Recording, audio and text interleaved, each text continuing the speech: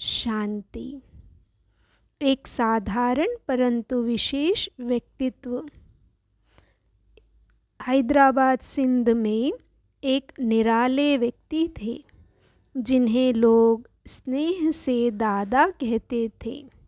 उनका पूरा नाम दादा लेखराज था। यूँ तो वे साधारण थे, परंतु फिर भी उनमें बहुत विशेषताएं थीं।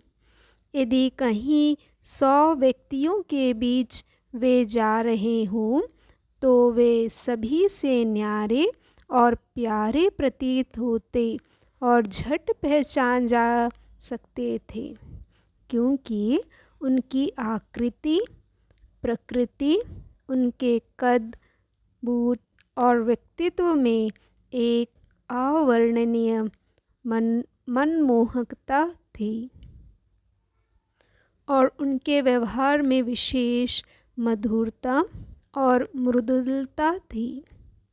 उनके संबंध में स्नेह तथा सहृदयता थी और उनके स्वभाव में एक चुंबकीय आकर्षण था। उनके नयन, बैन, उनका मुखमंडल, उनका विशाल एवं उन्नत मस्तक, उनके बाल, उनकी चाल, उनका रहन सहन, उनका शिष्टाचार और उनकी भक्ति भावना सभी चित्त को चुराने वाले थे। इसलिए लोगों से उनकी अच्छी मित्रता थी और वे सिंध के लोगों के स्नेही थे। यद्यपि एक मध्यम वर्ग के घराने में उनका जन्म हुआ था, तथापि उन्होंने अपनी व्यवहार कुशलता, व्यापार चातुर्य, ईमानदारी तथा परिश्रम से गिने चुने धनी माने लोगों में स्थान पा लिया था। ऐसा व्यक्ति संसार में कोई बिरला ही होता है जिससे अपने कुटुंब परिवार के लोगों, अड़ोसी पड़ोसी, मित्र तथा व्यवहार के कारण संपर्क में आने वाले लोग सभी संतुष्ट हों। कोटि कोटि मनुष्यों में से कोई एक मनुष्य ऐसा होता है जो लोगों को भी प्रिय हो और जिसे अपने मन में भी लोगों के लिए प्यार हो। ऐसे व्यक्ति थे दादा लेखराज, क्योंकि वे दूसरों से मिलते जुलते, उनके लिए सुख की साज सामग्री रचते तथा उनसे मित्रता निभाने में बहुत कुशल थे। उदार चित्त थे और वचन के बहुत पक्के थे। उनकी कायिक रचना, उनका स्वास्थ्य, उनकी वेशभूषा, उनकी वाणी में भरे मिठास का हम कैसे वर्णन करें। वे सभी इस बात की ओर संकेत करते थे कि पूर्व जन्मों में उनके कोई विशेष ही संस्कार रहे होंगे और कि कुदरत ने उनके इस शरीर रूपी रथ को बनाने में विशेषता और अलौकिकता का प्रयोग किया होगा। जिन लोगों ने एक बार उन्हें देख लिया अथवा जो उनके संपर्क में आए, वे ऐसा अनुभव करते थे कि दादा उनके भी संबंधी हैं, अथवा वे मन में सोचते कि क्या ही अच्छा होता यदि वे दादा के निकट कुटुंबी होते। लौकिक जीवन का प्रारंभ।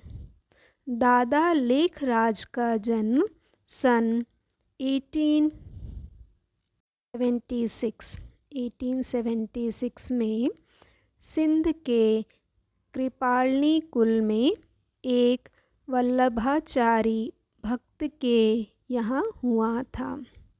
उनके लौकिक पिता एक स्कूल के प्रधान अध्यापक थे, परंतु दादा अपनी चमत्कारी बुद्धि और अथक पुरुषार्थ द्वारा गेहूं के एक छोटे व्यापारी से उठकर एक प्रसिद्ध जौहरी बन गए थे।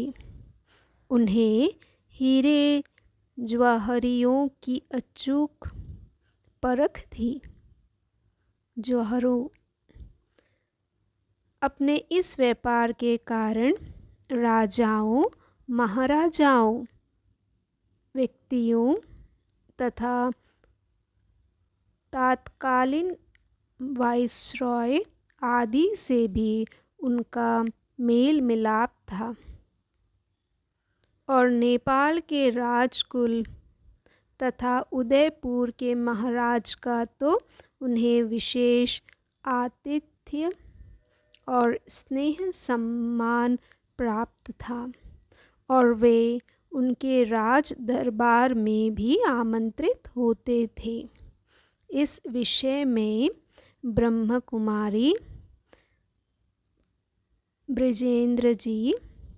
ब्रिजेंद्रा जी, जो कि लौकिक नाते से दादा की बहू थी और जिनका लौकिक नाम राधिका था और जो प्रजापिता ब्रह्मकुमारी ईश्वरीय विश्वविद्यालय महाराष्ट्र जोन की इंचार्ज थी, लिखती हैं, उनके संपर्क में आने वाले राजाओं का उनमें इतना विश्वास था कि उन्होंने दादा को खुली छुट्टी दे रखी थी कि वह कभी भी राजमहल में सीधे अंदर आ सकते हैं।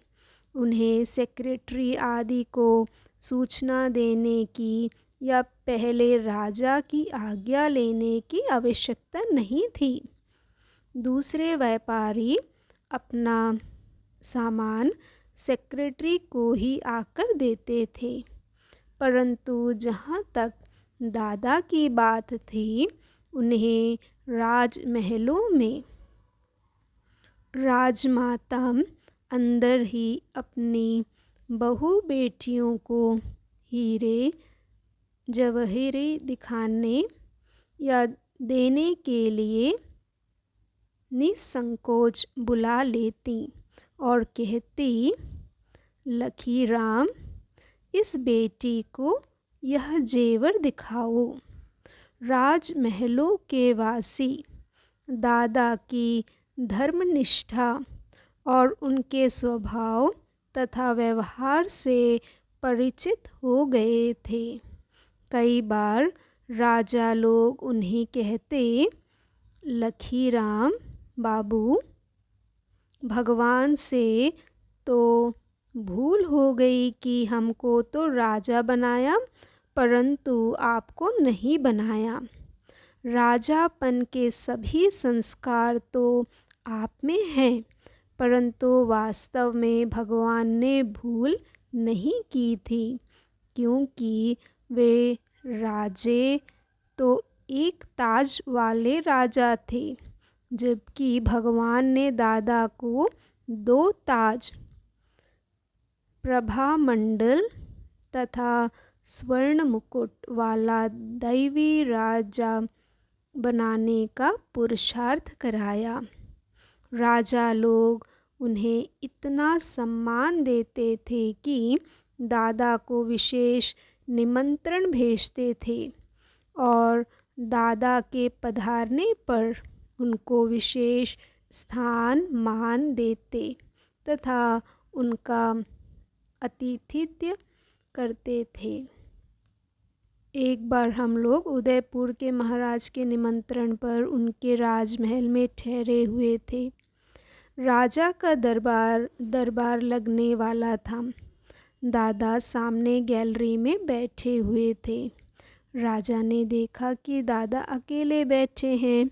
उनकी युगल पत्नी और उनके परिवार के अन्य सदस्य साथ नहीं बैठे हैं। दादा की युगल जशोदा का यह विचार था कि पहले हम श्रीनाथ द्वारे में दर्शन करने जाएंगे, इसलिए वह गैलरी में नहीं आई थी, ना ही हम आए थे।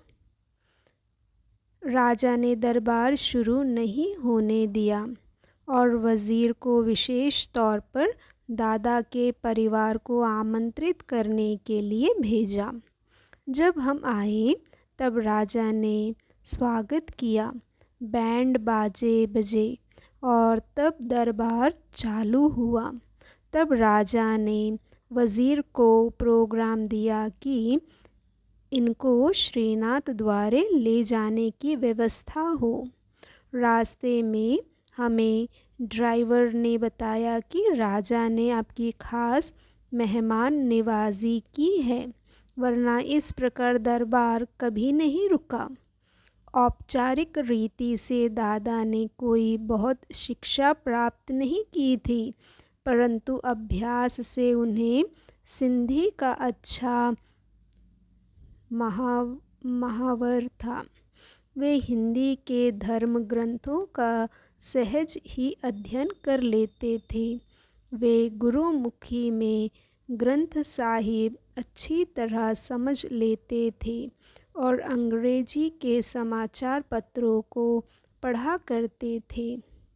उन्हें पत्र लिखने में विशेष कुशलता प्राप्त थी और अच्छे साहित्य एवं कला की उन्हें पैनी पहचान थी।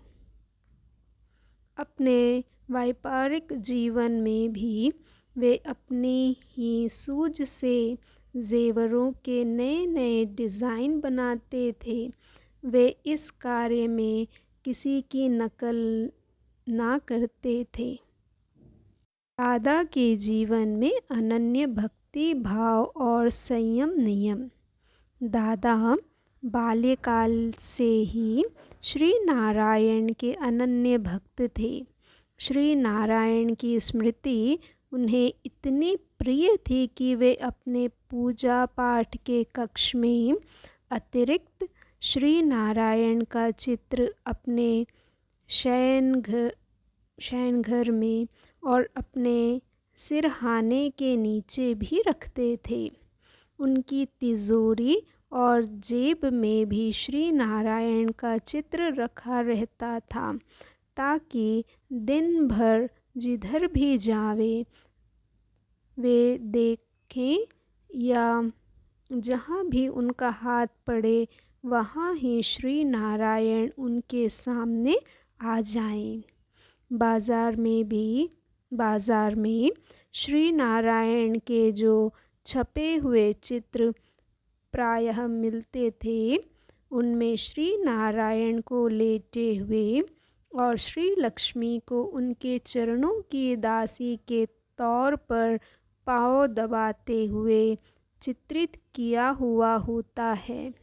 दादा को ये चित्र पसंद ना थे, क्योंकि वे इस चित्र को ऐसे समाज का प्रतीक मानते थे जिसमें स्त्री को गौण दासी जैसा अथवा तिरस्कार युक्त स्थान दिया जाता हो। दादा स्त्री के स्थान को पुरुषों के स्थान से गौण नहीं मानते थे। इसलिए वे चित्रकार से ऐसा चित्र बनवा लेते थे जिसमें कि लक्ष्मी का दासी भाव अंकित ना हो। दादा का भक्ति भाव इतना परिपक्व था कि व्यापार या घर की कैसी भी परिस्थिति हो, वे एक दिन भी भक्ति और पाठ के नित्य नियम से नहीं चूकते थे। चाहे वे रेल यात्रा कर रहे हों तो भी वे श्रीमद् भगवत गीता का पाठ अवश्य करते थे, क्योंकि गीता में उनकी अनन्य श्रद्धा थी। दादा की श्रद्धा भक्ति के बारे में ब्रह्म कुमारी विजेंद्र जी लिखती हैं कि जिन राजा महाराजाओं तथा व्यक्तियों के साथ दादा का हीरे जवाहिरात का व्यापार था। वे कई बार उनके यहाँ अतिथि बनकर आते और उनकी गाड़ी के पहुँचने का समय कई बार वही होता था, परंतु फिर भी दादा भक्ति और पाठ को नहीं छोड़ते थे। दादा का खान पान और रहन सहन सात्विक जैसा था। जब कभी वे मित्रों को भोज या पार्टी देते तो उसमें सिगरेट, शराब आदि की गंध भी नहीं होती थी।